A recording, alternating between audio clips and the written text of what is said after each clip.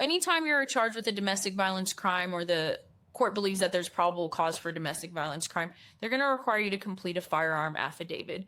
What that means is that you have to sign a form that says you either own no firearms or that you've relinquished this firearm or transferred it to another individual. That's just because whenever you're under investigation for a domestic violence crime or charged with one, you're not allowed to possess a firearm.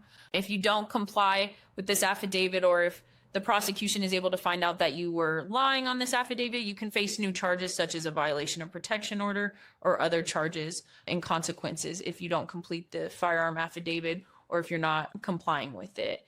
Another unique circumstance you often find with domestic violence crimes is a mandatory protection order. So statute requires that a mandatory protection order be issued anytime that there's a domestic violence crime.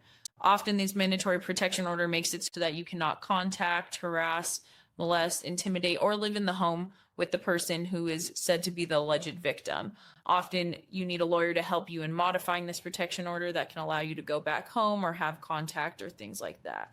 The third circumstance is going to be that the prosecutor has full discretion in continuing to press charges. So oftentimes in domestic violence, just because the alleged victim does not want to press charges anymore and says that they want the case dropped, that does not mean that the prosecutor drops the case. The prosecutor goes off the evidence they have, and while they'll consider the fact that that person doesn't want charges to be pressed anymore and that they want the case to be dismissed, if the prosecutor believes they have sufficient evidence to continue forward with the case, they'll continue to prosecute it no matter what the alleged victim wants.